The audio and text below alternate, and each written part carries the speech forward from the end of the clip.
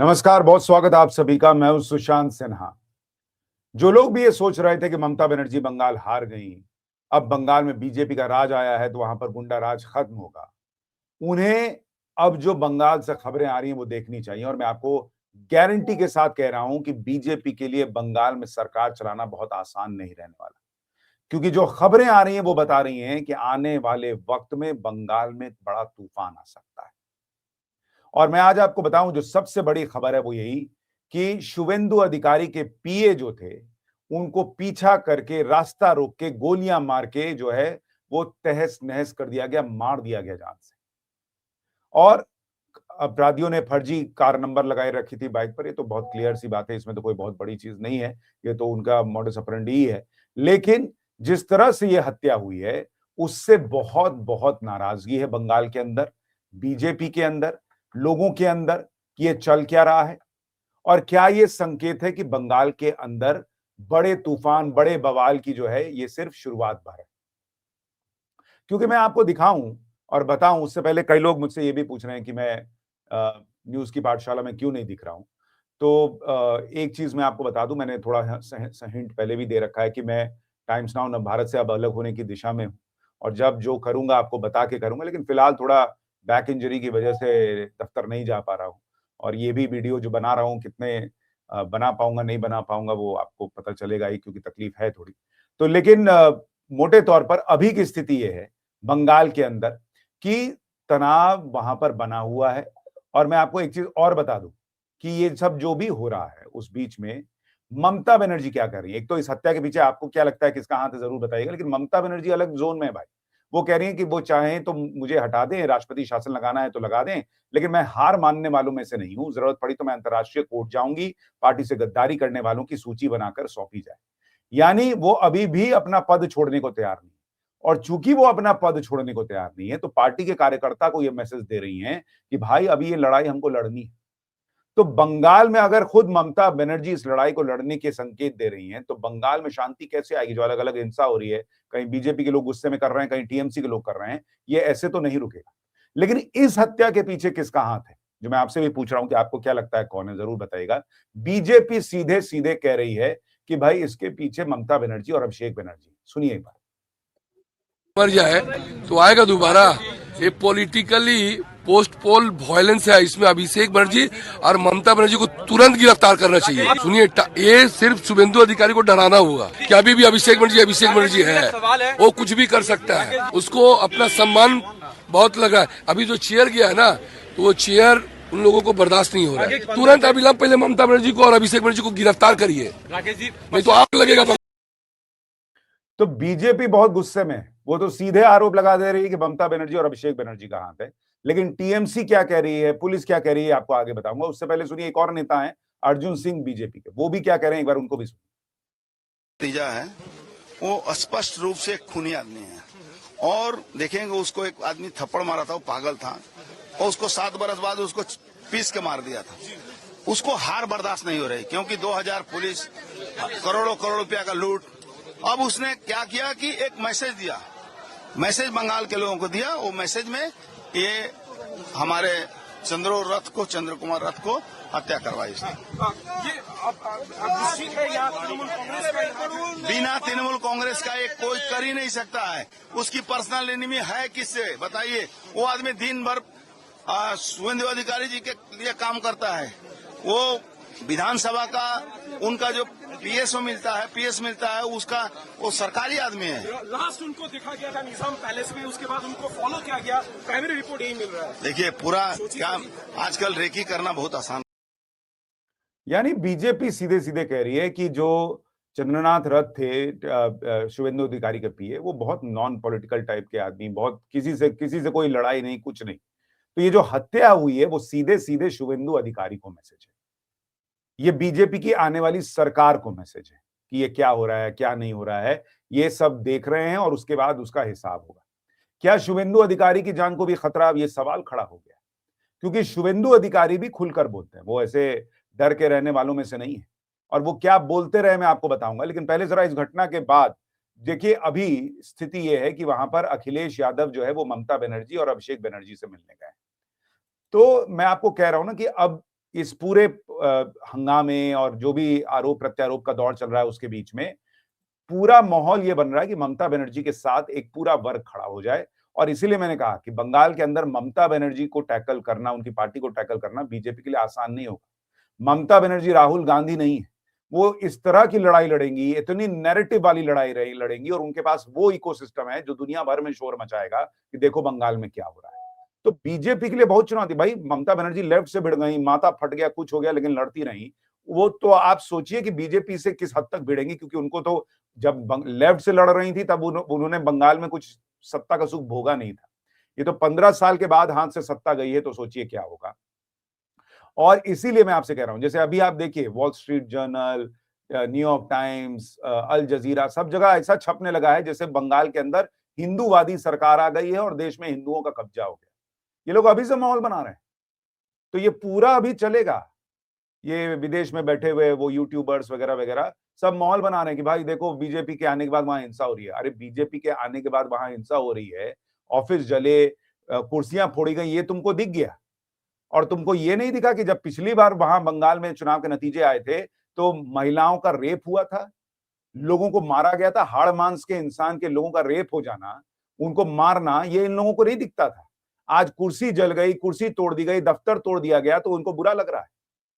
हालांकि वो भी नहीं होना चाहिए। मैं तो कह रहा हूं बीजेपी के लोगों को संयम दिखाए। बीजेपी तो कह रही है टीएमसी के लोग ही हैं जो अपने बीजेपी वाले बन के ये सब कर रहे हैं, तो ये सब जांच का विषय वो होगा।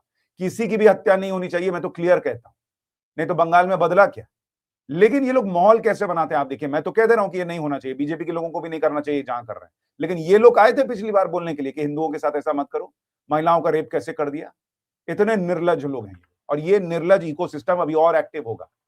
आप देखिए कि आज की डेट में किस तरह से वो बांग्लादेश का नेता जो है, जमात लीडर मोहम्मद नूरुल हुडा, वो ममता बनर्जी से कह रहा है कि don't resign, declare war against Delhi. वो कह रहा है कि बंगाल को इंडिपेंडेंट स्टेट घोषित कर दो। तुम्हारे बाप का राज चल रहा है जी, तुम इंडिपेंडेंट स्टेट घोषित कर दोगे? मजाक चल रहा है। बांग्लादेश में बैठे बैठे तुम इंडिपेंडेंट स्टेट घोषित करवा दोगे? तुम्हारा देश जो है वो बन पाया भारत की वजह से, और उसके बाद ये लोग इस तरह की बात कर रहे हैं। और क्यों कर रहे हैं मैं आपको बताता हूं, फिर इस हत्याकांड के बारे में बात करूंगा। ये लोग इसलिए कर रहे हैं क्योंकि शुभेंदु अधिकारी खुलकर बोलते हैं। इनको शुभेंदु अधिकारी से डर लग रहा है, क्योंकि शुभेंदु अधिकारी इस तरह की बातें करते हैं। सुनिए जरा। বলবো আমিও বলেছি রাষ্ট্রবাদী মুসলিম, আপনারাও বলেছেন সবকা সাথ সবকা বিকাশ। আর বলবো না, বলবো जो हमारी साथ हम उनका साथ, जो हमारी साथ जो हमारी साथ जो हमारी साथ हम उनका साथ, सबका साथ सबका विकास। बंद करो नो नीड সংখ্যালঘু মোর্চা। ভালো থাকুন। জয় শ্রীরাম, জয় শ্রীরাম, জয় শ্রীরাম। तो शुभेंदु अधिकारी इस तरह से खुल के बोलते हैं कि भाई जो मेरे साथ है मैं उसके साथ, और वो खुल के जय श्री राम के नारे लगाते। तो इसलिए कई लोगों को वो पसंद नहीं आ रहे, और इसीलिए वो निशाने पर आ चुके हैं। ये तो क्लियर कट लग रहा है। चाहे अब वो किसके निशाने पर हैं, ये बड़ा प्रश्न है, क्योंकि उनके पीए की जिस तरीके से हत्या की गई वो तस्वीरें बहुत खतरनाक हैं। सीधे गोली मार दी गई है, और आप इन तस्वीरों को देखिए, आपको पता चलेगा कि किस तरीके से वहां पर कई राउंड की फायरिंग हुई। प्रत्यक्षदर्शी कह रहे हैं कि बाइक पर सवार एक व्यक्ति आया, गाड़ी को ओवरटेक किया, ये सीसीटीवी फुटेज उसकी दिख रही है गाड़ी की, और उसने जो है वो गोलियां दनादन बरसानी शुरू कर दी। जो चंद्रनाथ रथ की मां है, उन्होंने भी सीधा ममता बनर्जी और अभिषेक बनर्जी पर आरोप लगाया कि हार का बदला लेने के लिए मेरे बेटे को मरवा दिया गया। तो इसलिए इस पूरे मामले की जांच बहुत जरूरी है कि क्या यह आरोप सही है, नहीं है। बीजेपी के लोग कह रहे हैं कि हमने भी चूड़ियां नहीं पहनी हुई है, सिर्फ पार्टी ने हमारे हाथ बांध दिए हैं, अगर हम रिएक्ट करेंगे तो कोई बचेगा नहीं। पीयूष कनोडिया जो है वो कह रहे हैं। तो इस तरह का गुस्सा बीजेपी में बढ़ रहा है, और शायद मुझे लगता है कि जो दूसरा पक्ष है वो चाहता है कि ये गुस्सा बढ़े। मैं इस मर्डर केस की खाली बात नहीं कर रहा हूं, ऐसे भी कह रहा हूं कि वो चाहता है कि गुस्सा बढ़े, इस तरह की चीजें कुछ हो, हिंसा हो, ताकि पूरा इकोसिस्टम उसको फैलाए कि देखो ये है बीजेपी। लेकिन वो इकोसिस्टम आपसे कभी ये नहीं बोलेगा कि मुझे ये बताओ कि बीजेपी की, एनडीए की कम से कम 22 राज्यों में सरकार है। उन 22 राज्यों में कभी ऐसा क्यों नहीं देखने को मिला जो यहां पर देखने को मिल रहा है। अगर ये बीजेपी का कल्चर है तो बीजेपी तो गुजरात जीती, बीजेपी यूपी जीती, बीजेपी महाराष्ट्र जीती, हरियाणा जीती, बिहार जीती, सब जीती। 3 बार से लोकसभा चुनाव जीत रही है। ऐसा तांडव तो कहीं नहीं होता। कुर्सी तोड़ना, आग जलाना कहीं नहीं होता। ये बंगाल में क्यों हुआ? तो क्या बीजेपी का आरोप सही है कि टीएमसी वाले ही कर दे रहे हैं और बन रहे हैं बीजेपी वाले, या बीजेपी के अंदर जो सालों का गुस्सा है वो इस तरह से बाहर निकल रहा है? बहुत सारे प्रश्न हैं और इसलिए जब तक सत्ता वहां पर बीजेपी की आ ना जाए, जांच हो ना जाए, तब तक आप कह नहीं सकते कि सच क्या है। क्योंकि जो लोग आज हंगामा कर रहे हैं कि भाई ये बीजेपी के लोग कर रहे हैं, वो ये नहीं बता रहे कि बंगाल के पानीहाटी में बम ब्लास्ट होता है और 5 बीजेपी के कार्यकर्ता घायल हो गए। आरजी रेप केस की जो पीड़िता के घर के पास बम विस्फोट में 5 बीजेपी कार्यकर्ता घायल हो गए। क्यों? इन लोगों के लिए जो है वो बीजेपी के कार्यकर्ता के लिए ये लोग कुछ नहीं मानते उसको। वो हाड़ मांस का इंसान नहीं है। बीजेपी समर्थक को कोई मार के चला जाए तो वो हाड़ मांस का इंसान नहीं है। इतनी नफरत कोई कैसे ला सकता है भाई? इन्फ्लुएंसर हो ठीक है, समझ में आता है, पैसा कमाने के लिए ये सब कर रहे हो समझ में आता है, लेकिन अपनी आत्मा भी तो होती होगी। मोदी से नफरत के चक्कर में, बीजेपी से नफरत के चक्कर में आम आदमी मर रहा है, तुमको समझ में नहीं आ रहा है? और किधर भी नहीं मरना चाहिए, मैं तो कह रहा हूं। और आप देखिए इसमें क्या बांग्लादेश का हाथ है, ये सवाल भी खड़ा हो रहा है कि डायरेक्टर जनरल जो बॉर्डर सिक्योरिटी फोर्स के हैं प्रवीण कुमार जी, वो भी क्राइम सीन पर गए थे और सीसीटीवी फुटेज देख रहे हैं। तो सौगत चक्रवर्ती ने पूछा है if the DG of the border security force is at the crime scene, the possibility of Bangladesh based elements possible, involvement can not be ruled out. तो क्या इस पूरे घटनाक्रम में, इस हत्याकांड में बांग्लादेश का भी हाथ है? यह बड़ा प्रश्न है। दूसरी तरफ जो टीएमसी है उसने कह दिया है कि सीबीआई से इसकी जांच कराइए। जो सौगत राय हैं वो कह रहे हैं कि भाई चंद्रनाथ रथ की निर्मम हत्या की कड़ी निंदा करते हैं, हम मांग करते हैं कि इस मामले में अदालत की निगरानी में सीबीआई जांच सहित सख्त से सख्त कार्रवाई की जाए और इस अपराध के लिए जिम्मेदार लोगों की पहचान करके उन्हें तुरंत गिरफ्तार किया जाए। मतलब टीएमसी ये बताने का प्रयास कर रही है कि इसमें टीएमसी का कोई हाथ नहीं। और इसलिए मैंने कहा कि जांच पूरी हो जाए, उसके बाद चीजें स्पष्ट हो जाएंगी। लेकिन वो जांच तो तब पूरी होगी, निष्पक्ष तौर पे तब पूरी होगी जब नई सरकार आएगी, वो टेक ओवर करेगी, लॉ एंड ऑर्डर अपने हाथ में लेगी। ममता बनर्जी कह रही मैं इस्तीफा ही नहीं दूंगी, मैं इंटरनेशनल कोर्ट चली जाऊंगी। भाई जहां चले जाइए, हटना तो आपको पड़ेगा, ये आपको भी पता है।